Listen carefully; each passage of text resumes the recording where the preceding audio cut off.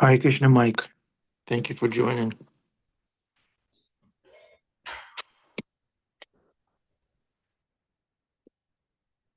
So we are reading from Srimad Bhagavatam.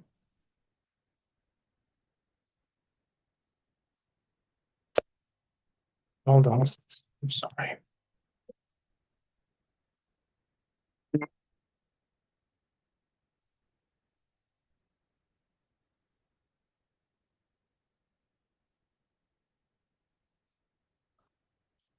Canto 10, Chapter 83, Draupadi meets the queens of Krishna. A very exciting chapter.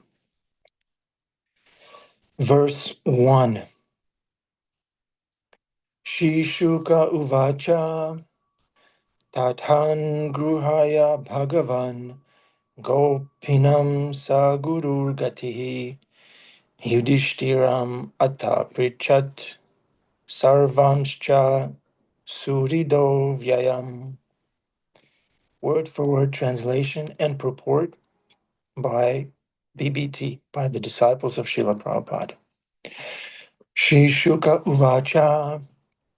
Shukadeva Goswami, the narrator of the Bhagavatam, said, Ta, in this way, Anugrahya, show in favor, Bhagavan, the Supreme Lord, Gopinam, of the young cowherd women, Saha, he, Guru, their spiritual master, Gatihi, and goal, Yudhishtiram, from Yudhishthira, Ata, then, Aprichat, he inquired, Sarvan, all, Cha, and Suhrida, his well-wishing relatives, Avyayam, welfare.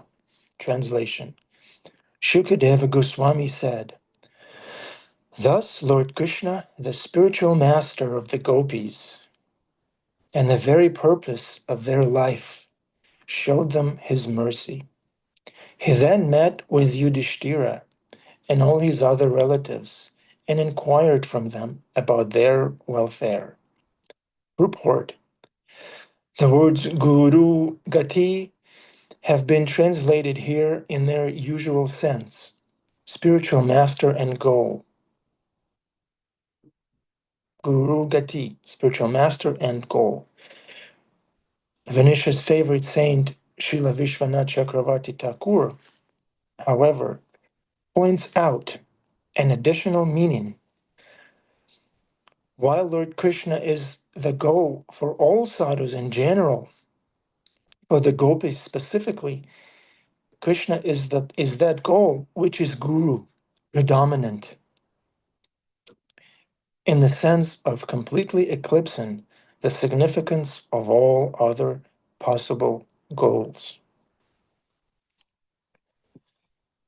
Om Jnanatimirandasya Gyananjala Shalakaya Chakshurun Militam Yena Tasmai Shri Gurave Namaha. I was born in the darkness of ignorance, but my spiritual master is opening my eyes with the torchlight of knowledge.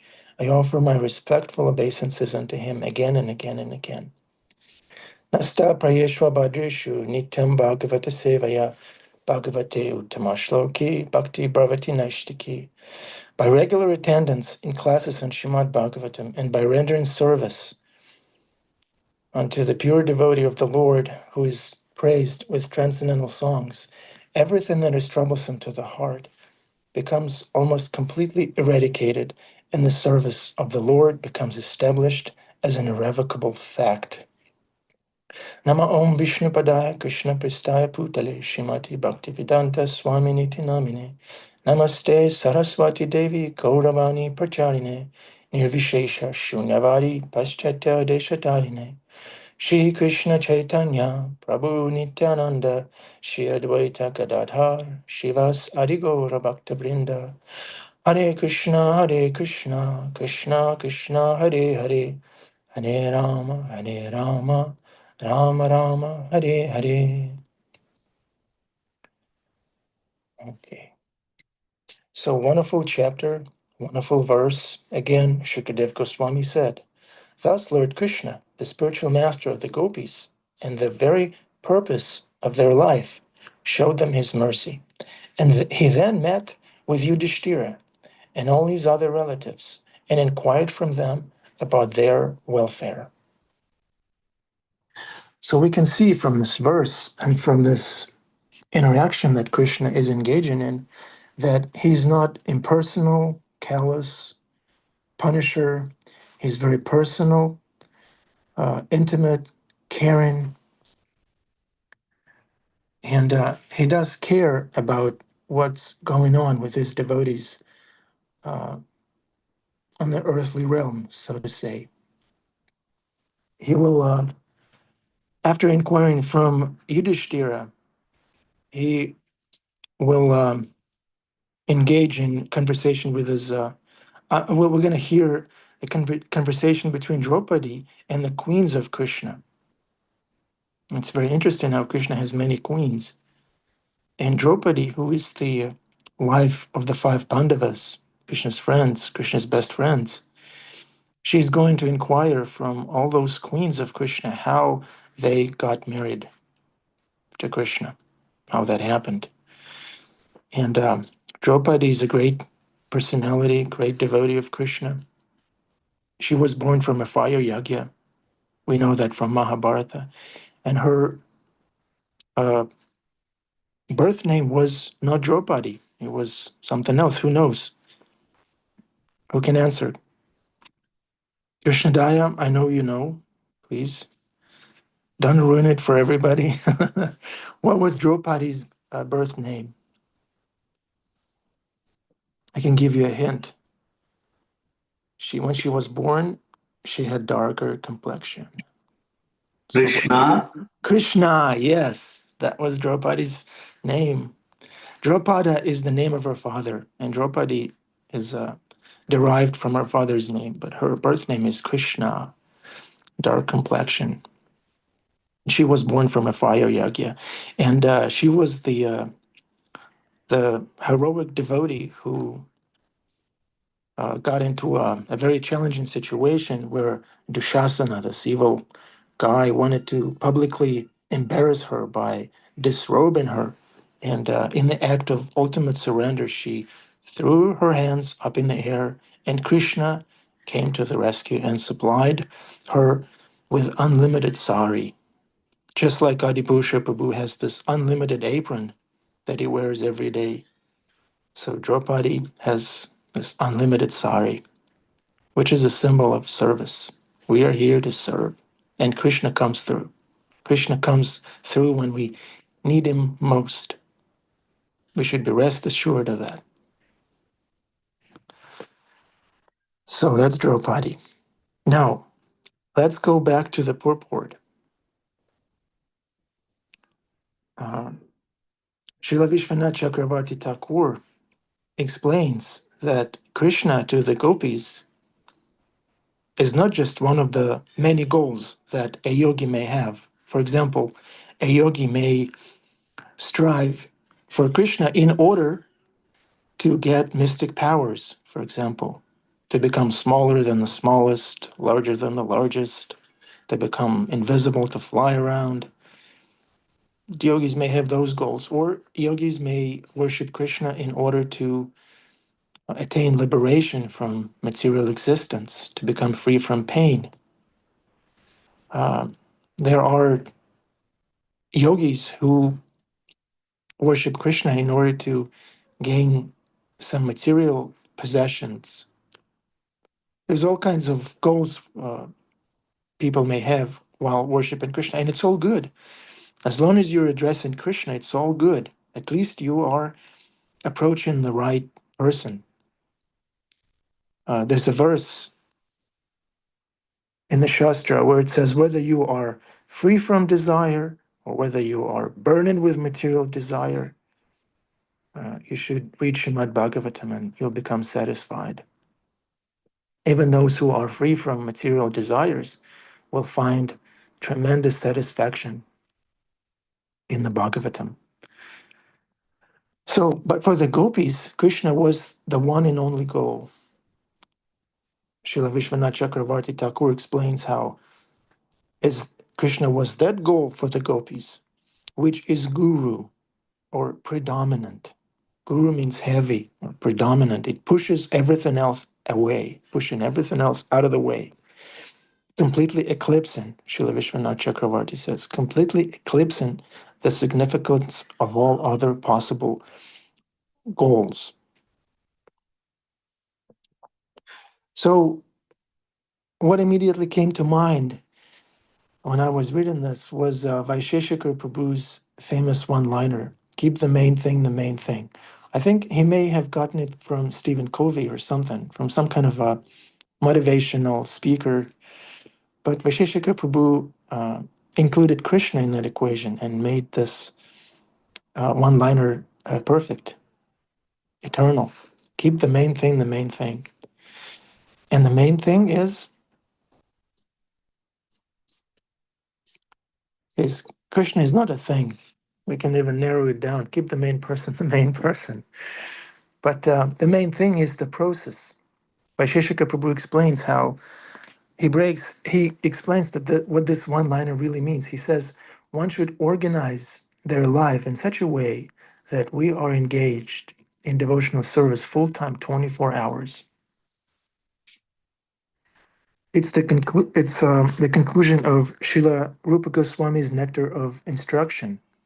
Keep the main thing the main thing. Uh, Let me see if I can pull out the exact translation. Okay, I don't have it open, but the essence of all advice, Srila Rupa Goswami explains in the Nectar of Instruction, the essence of all advice is one should be engaged 24 hours in chanting, remembering, serving the Lord with tongue, mind, gradually engaging the senses. He says gradually, so that's a very important word. One should reside in Vraja, and we know that it's not just a mere geographical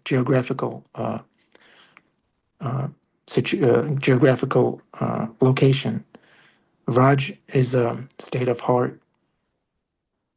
When one is engaged in service, they're situated in Vraj. Like Bhima Prabhu, sometimes he complains that he's miles and miles and miles and hours away from the devotees, but he's not. If he's engaged in hearing about Krishna, he resides in Vraj. And then Rupa Goswami says one should serve under the guidance of devotees. So that's the essence of all advice. Conclusion.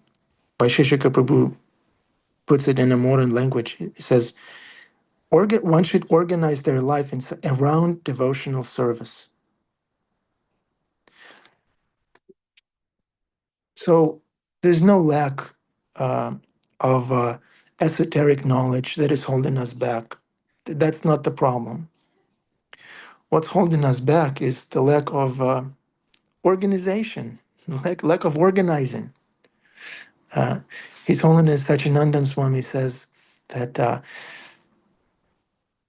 a a devotee, as devotees, we know, as practicing devotees, sincere devotees, 16 rounds, 4 principles, we know everything we need to know to make it back home, back to Godhead. He says, philosophically, we know everything.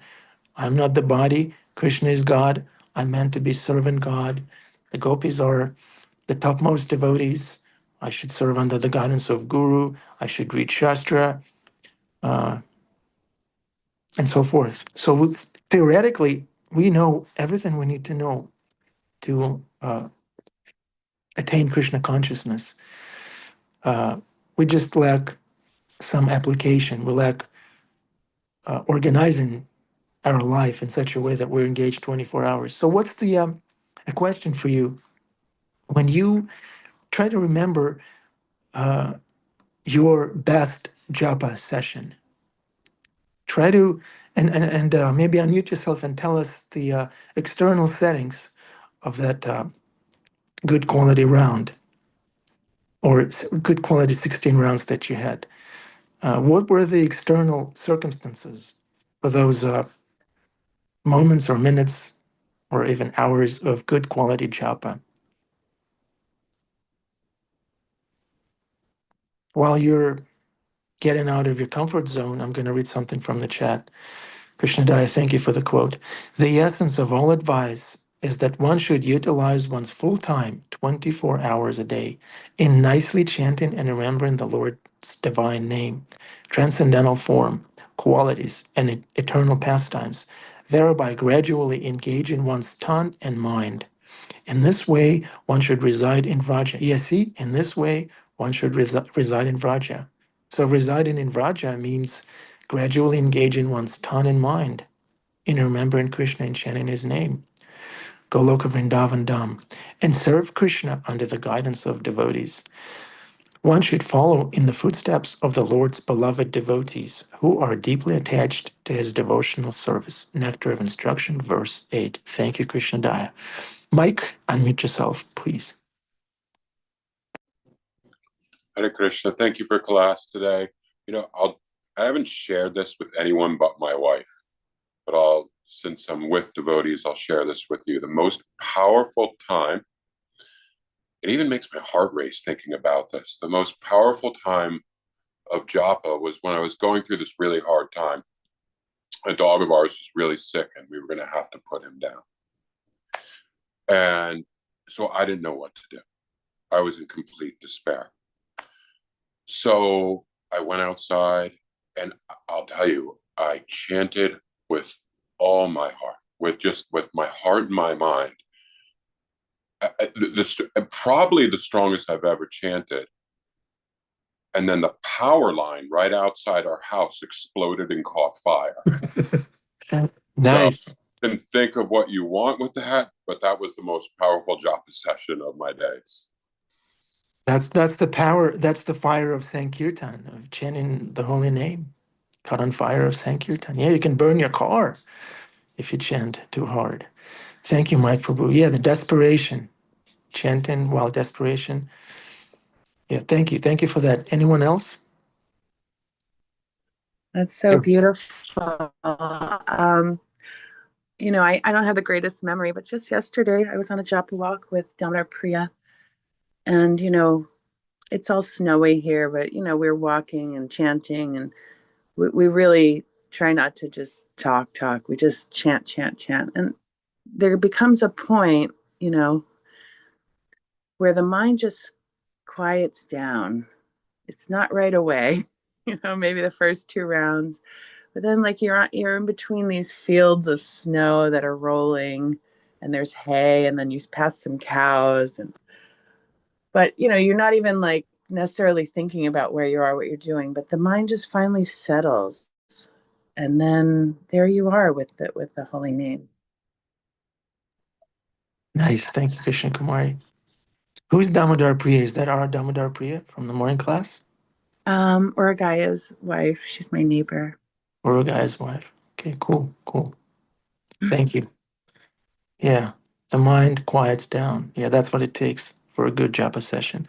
Henry Prabhu, you had a good japa? You wanted to share us? Yes, I was thinking, that one night I don't think this is a recommended practice, but I was having terrible insomnia, and it was maybe like 2:30 in the morning, and there was really nothing else I could do but chant japa, and I just took shelter of the holy name and I just really got into it, and I think that hour there's absolutely no distraction, and I got into it. It was so powerful, and I chanted a few rounds, and then I went peacefully back to sleep. I don't think that it was just, but I remember just the fact that it was the middle of the night made it like just no distractions whatsoever. Nice. Thank you, Henry Prabhu. So everything else gets pushed out of the way, either by snow or by a difficult experience. Everything else gets pushed away. That's what we're reading in the purport. The guru goal predominant in the sense of completely eclipsing the significance of all other possible things in life. So that's one thing all those experiences have in common. That everything else gets pushed out of the way. Let's hear from Krishna Chandra Prabhu. Haribol. So I was thinking about my best japa session. I believe it was in Vrindavan. It was very beginning of when I started chanting. It was Kartik 2000. And I really just, for some reason, this was before everyone had mobile phones. So I wanted to talk to my mother, and she had the number of the place I was staying. And I had this desire that my mother call me, and I started chanting japa, and literally within the first or second Maha Mantra that I chanted, the phone rang and my mother called me. Jai. Kartik 2000? Yeah, 2000, that's right. Wow, you go way back, Prabhu. In 2000, I was in ninth grade and I was learning to smoke cigarettes. Whoa. And you were chanting rounds in Vrindavan. Wow. Mm-hmm. Hare Krishna. Hare Thank you. Thank you. Okay, would anyone else like to share their best japa? I can share mine since I'm the speaker today. My best japa was in New Vrindavan. We went to attend Sachinandan Swami's Holy Name Immersion retreat, and somehow or other, I was able to put everything else aside, sit down, and specifically chant my rounds with my Guru Maharaj in the presence of other devotees up on the hill where this Srila Prabhupada's palace is. And it was so nice. I didn't feel distracted. I was just chanting, and that's the only thing I was doing. I wasn't commuting. I wasn't japa walking. I wasn't disturbed in my mind like I normally am. So that's my best japa. Adipusha Prabhu, what was your best japa? Do you saw or knit while chanting? Hare Krishna. Can you hear me? Yeah. Interesting how praying to Prabhupada what to say. That Krishna's arranging for you to ask that now. I'm in the process of trying to improve the quality of my japa. We want to please Krishna. We want to please the spiritual master. And Prabhupada said, please. I remember in Philadelphia one time he said, please chant the holy name. I'm asking you to chant and to hear. So I chant a few rounds here and a few rounds there. And for the last 5 days, I've been making a determined effort to sit down, to sit still in one place and chant for at least an hour and a half out loud. And so I've been able to, it's not just like once in a while we have a good round. We want to, as far as I can understand, Prabhupada's asking us to do this every day. Bhakti Tirtha Maharaj say, every day you have to join this movement. And I can remember the person I look to and would love to emulate is Radhanath Swami. In 1974, I moved into the Brahmacharya ashram in New Vrindavan, and we had 30 brahmacharis living up there in that little temple up on the hill, 2 miles away from everything, And Radhanath Swami, he instilled in us the regulation to get up at 2 o'clock in the morning and be in the temple room before 2:30, and to chant 16 rounds before 4 o'clock Mangalarti. 30 brahmacharis in one room, just chant. And now everybody was walking around and standing in a circle and I remember one devotee putting his head into the corner, chanting Hare Krishna, Hare Krishna, Krishna Krishna, Hare, really loud, very intense, like nuclear japa. And somehow or other, I was about the temple president, Param Brahma. He decided that it would be a good thing before Mangalarti if we swept the temple floor. And I was a new kid, so we didn't have a broom. We had a hand broom, you know, a little hand broom with a dustpan. So he said, sweep it from the front where the altar is to the back. Now there's 30 brahmacharis in that room, running back and forth, jumping up and down and chanting all over the place, right? And I had to sweep the whole floor on my hands and knees, right? Now, everybody got out of the way except Radhanath Swami. And he would sit there. He had no idea I even existed. He was the only one who didn't move, and it kind of bugged me. I was like, what's wrong with this guy? I didn't know who he was or anything, you know, but he didn't open his eyes. He would kind of rotate like that. And he would just sit there and chant 16 consecutive rounds without moving, without opening his eyes. And I was thinking later, I began to appreciate that instead of complaining about it. I was thinking, wow, he's deep, absorbed very deeply and sincerely, trying to focus his entire, with the eyes closed. I've seen sometimes devotees put these headset things on that they use if they have a, what do you call that, jackhammer. You know, it's a thing that prevents any noise. When they've something, Chandrasekhar Maharaj always used to keep a blindfold on, you know, and something on his ears, you know, and just put, so I've been trying to chant like that. And by Krishna's grace, because I remember that, and I'm thinking, my job is getting really sloppy and deteriorating. So for the last 5 days in a row, I've had at least an hour and a half of sitting totally still, not moving, not getting up, not, doing anything else but chanting. And it's miraculous because I've lately been thinking that I don't have the time to do that.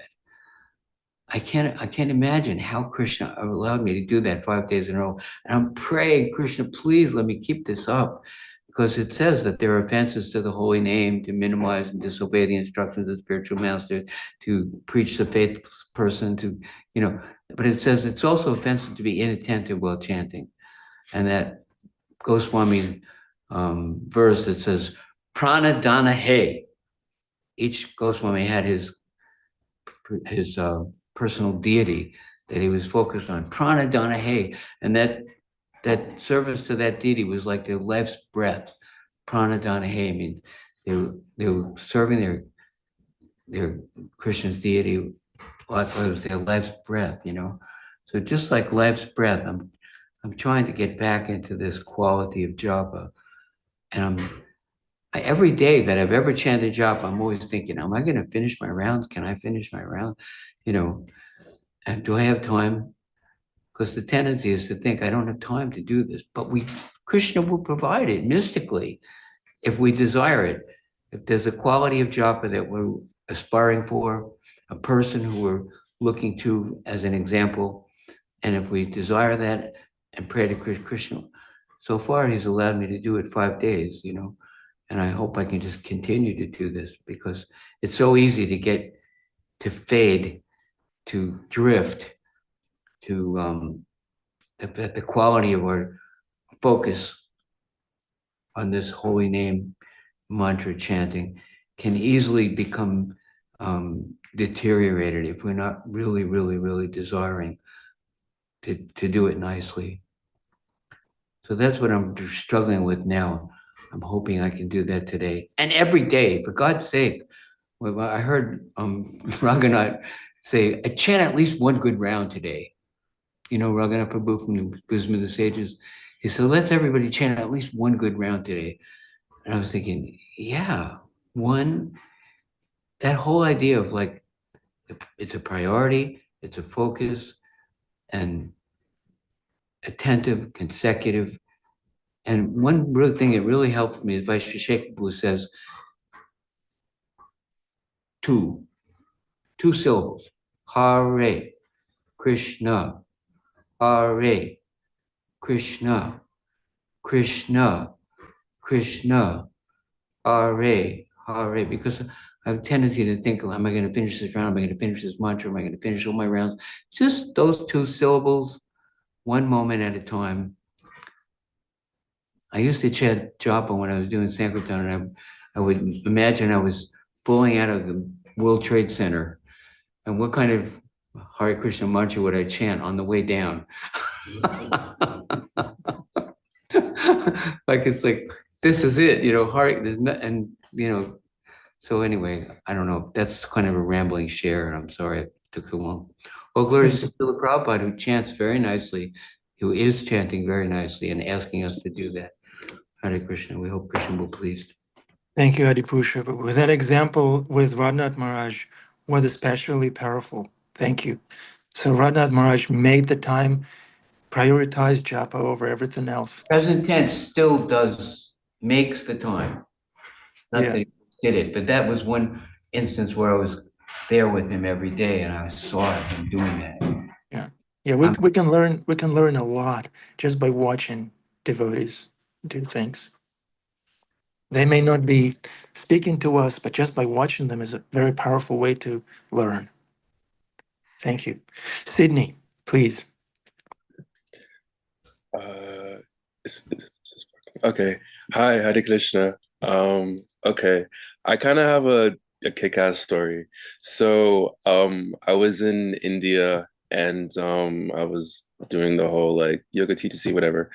And we were in the village and this cow had passed away, but it gave birth to like a baby cow.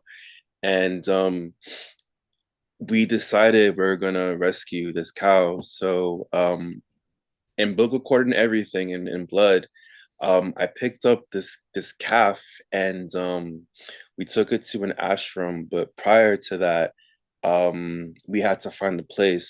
So what I did was it was like raining that day, and the mosquitoes were like really really crazy. But I held the calf and I was singing the Gayatri mantra, and it was really uncomfortable and really difficult because it was raining and I'm outside and the mosquitoes were biting and everything. But I I felt it felt correct. It was really amazing for me. So that's my Japa story. Thank you. Thank you, Sydney. Thank you. That sounds intense. Thank you. Just before we turn the floor over to Narottam Nitai, I just wanted to appreciate Adipusha Prabhu quoting Raghunath about this chant one round nicely. So it's not that we have to immediately start chanting 16 rounds every day for hours before Mangalarati. Rupa Goswami says gradually engage in our tongue, gradually. So even one round, but if we prioritize, make time for it specifically for that one good round, it's a valid process, and Krishna will reciprocate to it beyond our dreams. Narottam Nitai Prabhu, the floor is yours. Nonetheless, Hare Krishna, glorious to the devotees. I wanted to say, 2018, I had moved to Milwaukee, and they have a Radha Madhava temple there from our movement, and it was 6 months of chanting 16 rounds every day, and I was both doing my work and I was doing a master's course as well. And I was very productive at work, very productive at my course.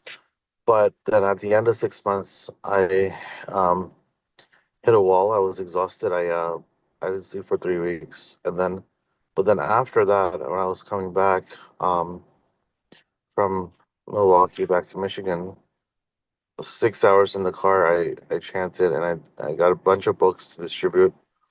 And on the way, I distributed lots of books, while coming through Chicago and into Michigan. And it's a little bit of a blur right now exactly what happened. But when I came back to Michigan, it was raining, and I came back to the Harmony Collective in Ypsilanti, and I was sitting there, and it was raining. And when I chanted my japa, it started to rain. And when I stopped chanting my japa, it stopped raining. And and I was reading the Krishna book, and um, I somehow realized how, like, even Putana, I remember hearing about this.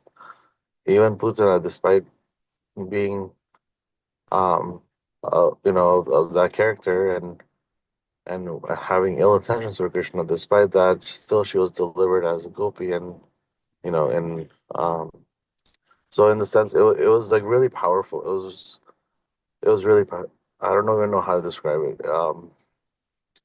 Like it was actually raining when I chanted japa. Like it was out of this world. And yeah, like, and I understand, that sometimes we need some training. We need proper way of offering food, water to Krishna. I get that.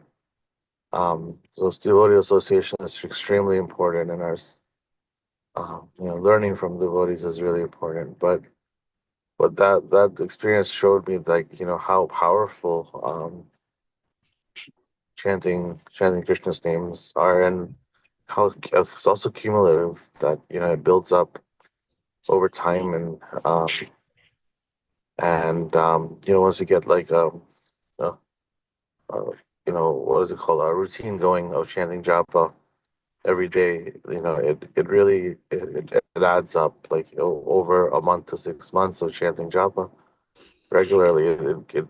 It gives us the spiritual strength to not only continue chanting, but also then go deeper in our chanting. So that's my reflection. I know everyone probably has this experience, but yeah. Okay. Thank you, Narottam Nitai Prabhu. Yeah, if we show commitment, then the holy name will reciprocate. The holy name is the person. It's the incarnation of Krishna in this day and age. Hare Krishna Mahamantra, Krishna has invested all his potencies in this process. The holy name Prabhu, Nam Prabhu, the holy name. So we should treat our japa as a person. Wash our bead bag regularly. Because there's whole Rasa Leela going on inside. I remember there's another instance of really good japa that I can recall. During the Bhaktivedanta ashram times, I would come in the morning, I would chant in the association of the devotees every morning. At least I would do 8-10 rounds, but those rounds were really good. And all the devotees, each and every one of them, had their unique way of chanting. Adipusha Prabhu had his clicker. We could hear click, click, click. He was chanting, and his head was going left and right and left and right. Hare Krishna, Hare Krishna. And the apron was on, so that was Adipusha Prabhu's tune. Hare Krishna. Yeah, very, very desperate. He was calling out, crying out like a baby. Hare Krishna, Hare Krishna.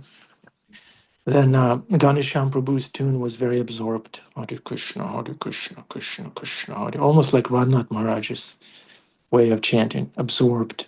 Hare Krishna, Hare Krishna, Krishna Krishna, Hare Hare. And yeah, everybody has their unique tune, and those memories are very inspiring and sweet. And I look forward to my next good quality japa, which will probably happen in May, when I go to the Holy Name Immersion Retreat. And Krishna Kumari is going too. I'll see. I'm gonna watch Krishna Kumari chant. I want to know her tune, her unique way of chanting Hare Krishna. Krishna Kumari, does that sound good? I feel so lucky. Actually, this week I feel the same as Adi Purush. I was really working on my japa, and Krishna's reciprocating. And yeah, I mean, I have so many great memories chanting with Mother Kalini, and also chanting with Satchinanda Maharaj in Germany. But, it's like, I realized I could also change my tune. And I did that this week because I was chanting so slow and it was taking me too long to chant, so this week I just sped up the chanting and I still could pay attention. I was like shocked. I was like, okay, I'm gonna, so in a 2-hour walk, I could actually chant my rounds, or like at least get 12 rounds chanted. So that felt really good. Yeah, it's all a process. Thank you. Here we come, Holy Name Festival. Yeah, thank you, Krishna Kumari.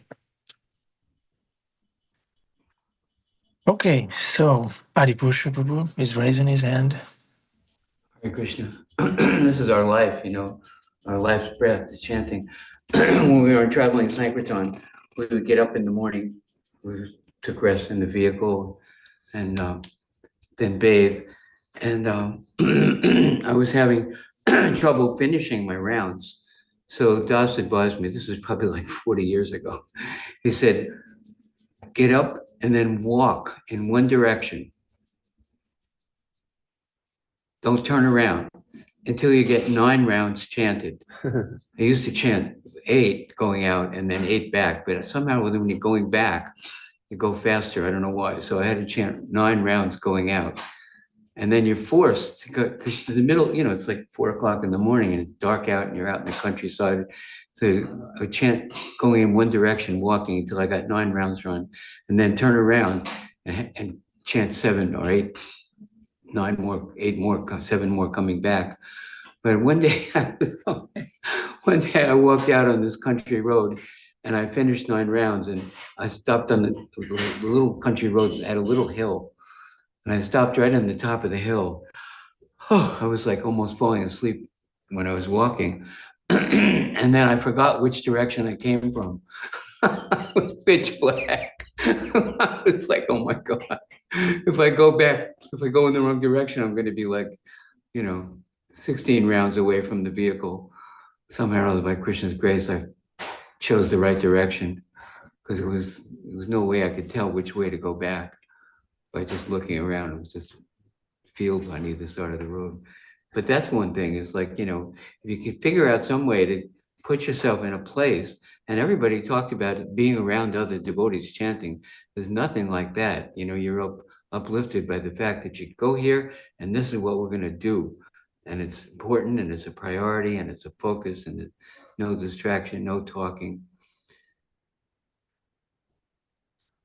Thank you. Sometimes the devotees would walk back and forth in the big temple room in the Vrindavan, and they would talk while they would chant Hare Krishna, and they would talk, have some conversation, and our kind caretaker at that time, Kirtan Ananda Maharaj, he dismantled that, physically asked everybody, don't talk, don't have any chit chat, just fine. One time I was sitting all the way on the way back on the right side by the door, and his seat used to sit way up in the front near the Sita Ram deities. And somebody opened the back door of the temple and asked me to give class that day, and I spoke to that devotee for a little bit, oh, today, oh, well, all right. Just a few words, and Marge got up all the way from probably like 25, 30 yards away, came all the way to the back of the room and said, just chant. You have an uncontrolled mind. Just focus on the holy name. I was like, wow. Because the idea of being accountable to somebody. Recently, I asked a sannyasi that we all know, how are your rounds? And he said to me, you know what? I've been in this movement for decades and nobody's ever asked me, how are my rounds? He said, I'm 7 days behind in my rounds. And I'm gonna catch up. It's happened before, and I'm gonna catch up by chanting a few extra rounds every day. But I can't believe you asked me that.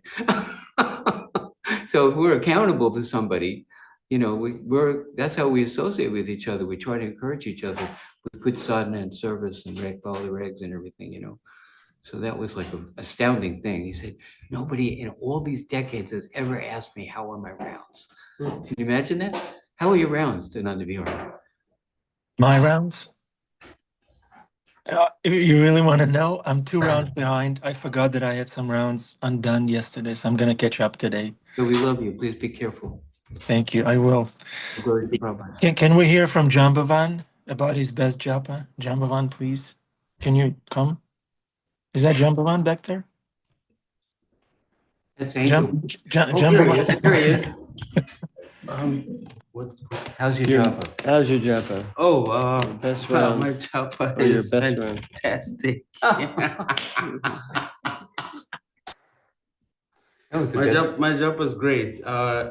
Like the opportunity to chant is like, it's like 1 in a billion. So any chance is like amazing. Whether I'm grading it good or someone else is grading? Because to someone who's never heard the holy name, this sounds like a mumble language. What are you saying? And then when you tell them what it does, it's like, oh, wow. So depending on perspective, every time I do it, it's amazing. Because like you're associating with a being that's you, but qualitatively magnanimous, like, you know, like the whole drop, salt, water, ocean analogy. So when you're like a drop close to the ocean, you're like, you, this is me in a body of, I was listening to Rick Rubin. Rick Rubin is a famous producer. Def Jam, started Def Jam with Russell Simmons.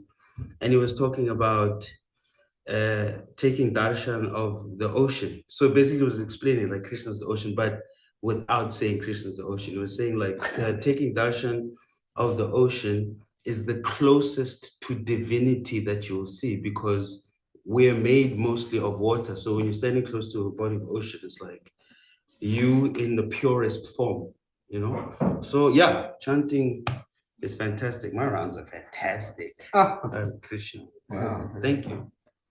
Thank you, Jambavan Prabhu. We want to chant with you. There? We want to chant with you.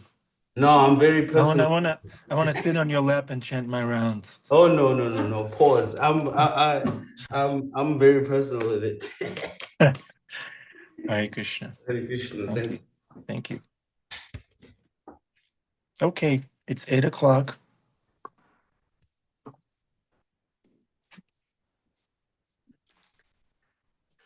Jai Srila Prabhupada. Wonderful class. Okay, turn on your cameras if you can.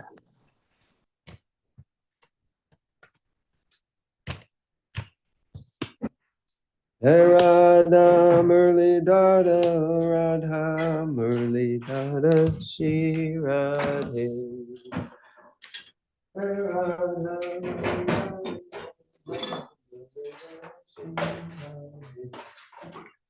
Jaya Gaura Chandra, Jaya Gaura Chandra, Gaura Chandra, Gaura Chandra.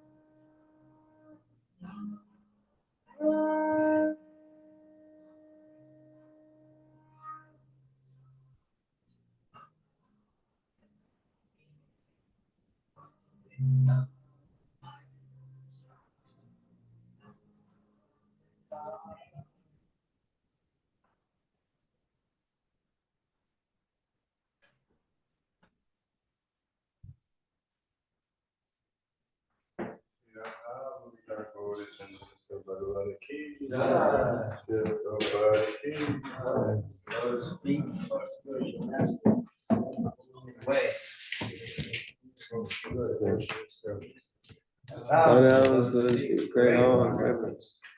There's grace across the ocean to obtain the mercy of Krishna.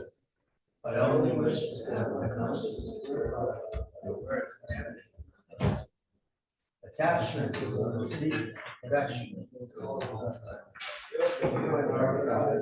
my heart with strength and love. He is my Lord, birth after birth. From an ecstatic dream in the heavens, my mindedness is destroyed. The Vedic scriptures sing of his character. Our spiritual master is the ocean of mercy, friend of the poor and the Lord and master of the devotees. Oh, Master, be merciful unto us. Give us the shade of your lotus feet. May your fame be spread all over the three worlds. We take shelter at your lotus feet. Jai. Thank you, Jani Tai Prabhu. Jai Srila Prabhupada. Welcome to the Afterglow. So I'd like to summarize. If you want to chant good rounds, make time for it. And this simple external arrangement will go the long way. Simple, within our reach. Make time for good japa, whether it be 1 round, 2, 3, 4, 8, 16. Make time for it. There's never going to be a perfect time. The world is not going anywhere. The world will be pulling us in the opposite direction. But if we make time for good japa, like we make time for other things, Krishna will reciprocate with that. Because philosophically, we know everything we need to know to become Krishna conscious. We just have to make some external arrangements to organize our life in such a way that we are engaged in devotional service with our heart, tongue, and mind 24 hours in devotional service. Om Tat Sat, Hare Krishna. The class is over. Bhima Prabhu, I see your camera is on. How was your bhajan, Bhima Prabhu? I see you're waving your hand, but there's no japa bag on it. What's wrong? My buzz is my beat down. You get what that means? Yeah. You gotta like take every moment that you can free in between these thoughts, and think about Krishna. That's all. Just like Prabhupada said, like a young girl for a young boy. whose thoughts automatically spring up in attention or care for a young boy. Thus, the devotee's attention to Krishna should be. It's like, I'm sure we all can remember our childhood and having a little bit of a crush. You actually have to get that feeling of a little bit of a crush. And I know this is so-called advanced speak, but at least we can know that if we don't have a crush, then we're not proceeding further. And it also what is it?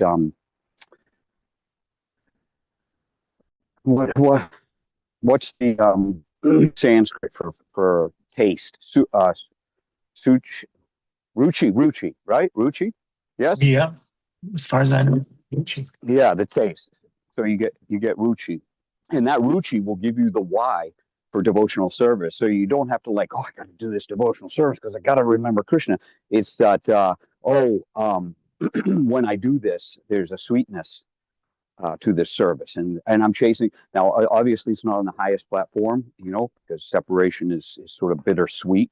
But ultimately, you want to begin with the sweetness, and that sweetness is how wonderful you feel after engaging in devotional service of any type, whether it be the beautiful art of garland making to giving class, wonderful class, Prabhu. If you do me a favor, could you put the link to the YouTube because I missed half of it. Yeah, I'll put the link to my own class. Do that. Yeah.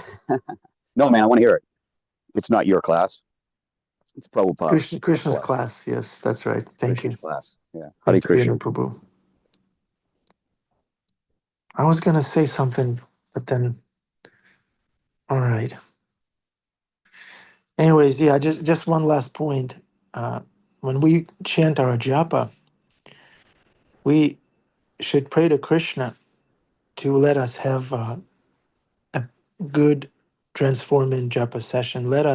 Krishna, please give me strength, give me the necessary attention span, give me the determination to chant. Krishna, it's the proper way to chant. It's not that japa is something that we do.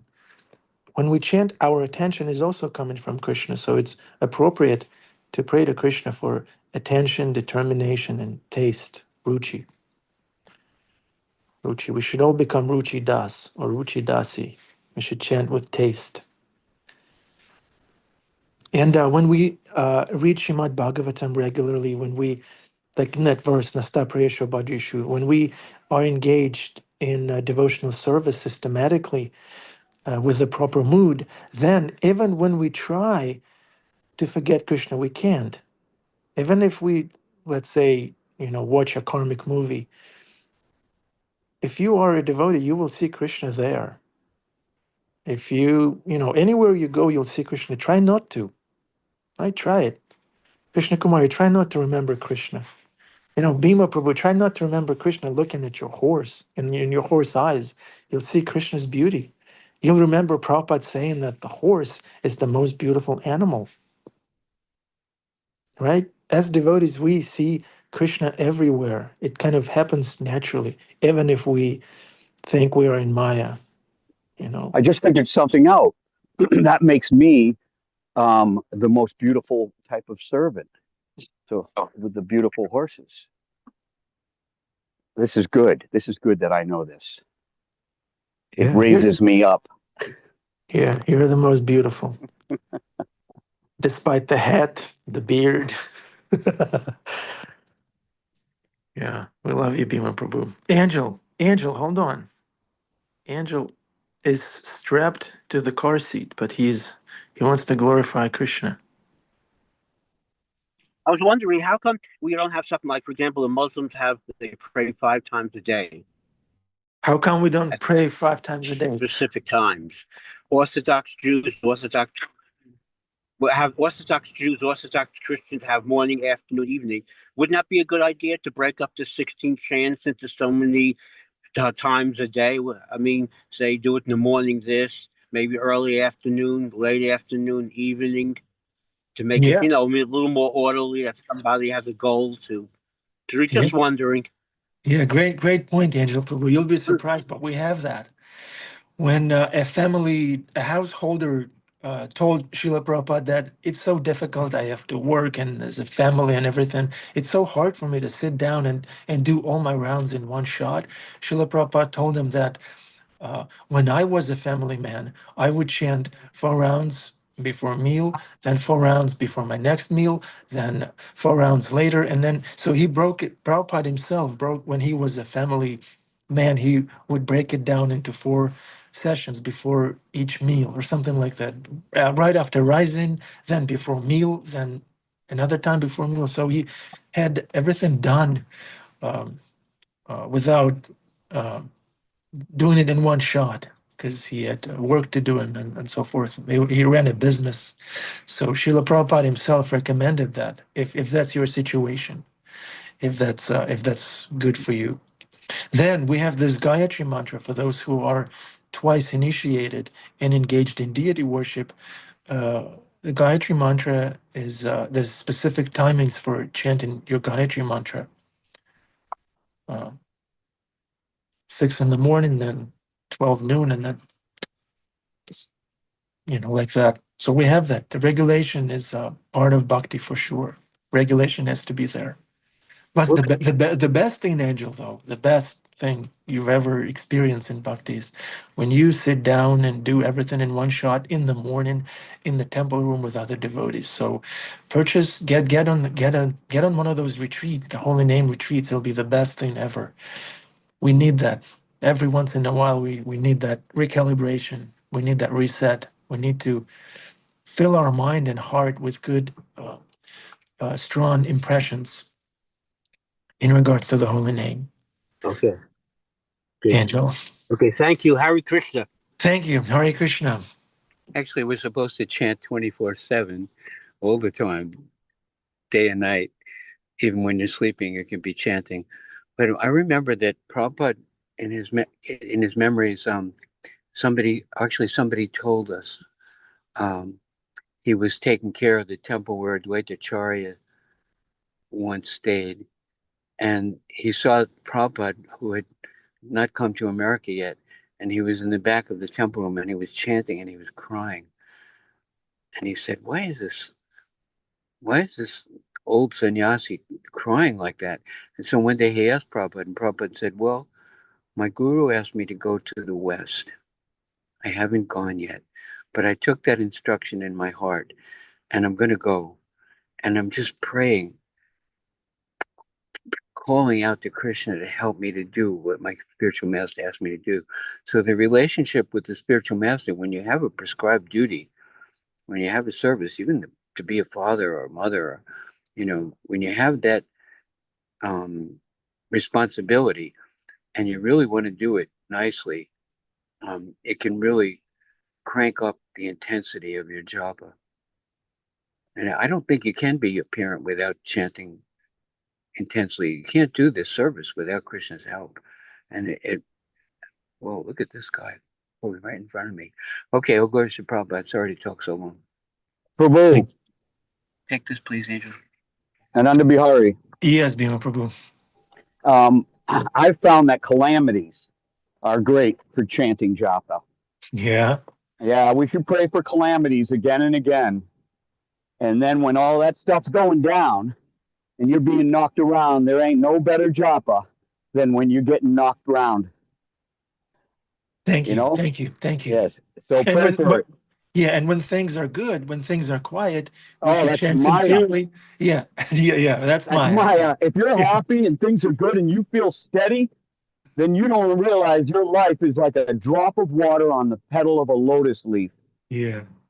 Yeah. Yeah. So no, before you interrupted me, I was gonna say that when things are externally quiet, when we think things are quiet, we should chant in desperation. And then this way, if we chant in desperation at all times, then this way, when things do go down, we know what to do. We have the skill. We know how to chant. So we chant in preparation for. I'm tracking my dog down. Can you see him in front of me in the car? It's blurred. Oh, shoot. That's background. Anyways, he runs away because, of course, sex life. Is that And your japa? Is that your japa walk? yeah, my japa walk is finding my dog who's out of control, senses out of control, heading to find some girl dogs. There's a name for them. And here he is, and I track him down because I bought a radar for him. That's Krishna, man. That's what Krishna does to us when we go a jogging into Maya. Krishna will come and Yeah. come here, come Yeah, here, that's called and he'll causeless mercy. yes, You may not be asking for it, but Krishna will take care of you when you forget yes. about We him. can all if we have faith that Krishna will save us. You know, even if we have made decisions in our life to, you know, test the waters of some type, you know, take a risk. If you get lost, if you get sucked out in a riptide of the modes or something, you can depend that if you call out to Krishna like a good lifeguard, Krishna will come out and rescue you. Yeah. So that's another way to always be chanting or to chant. That's sort of like a spontaneous thing. To don't be afraid of calamity. Don't be afraid of involving yourself in somebody else's calamity to help them. Dive in deep. And when you do that, then you see Krishna at work. For the least of us, Krishna says, you know, the first will be last and the last will be first. Hare Krishna. Thank you, Bhima Prabhu. Krishna Chandra, you had your hand up at one point. Oh, my, I was going to say something, but you already covered it, Prabhu. You heard it, Bhima Prabhu? You covered everything. Cool. Yeah, so thank you, Krishna, for letting us chant our rounds nicely in the association of the devotees. Krishna, we promise we'll make time for you, for that relationship. Hare Krishna, thank you, dear devotees, for backing me up and letting me finish this class. We love you, we need you. Dana Krishna's Radharani, Dana Kelly Prabhu, Min Kim, Amrita Kishori, Sydney, Hemangi Joshua, Narottam Nitai, Krishna Kumari, Krishna Chandra, Adipusha Prabhu and Angel, Bhima Prabhu and Ram, Sundarananda and family. Hare Krishna. All the people on YouTube, Hare Krishna. Take care of your japa. Throw your hands in the air like you just don't care.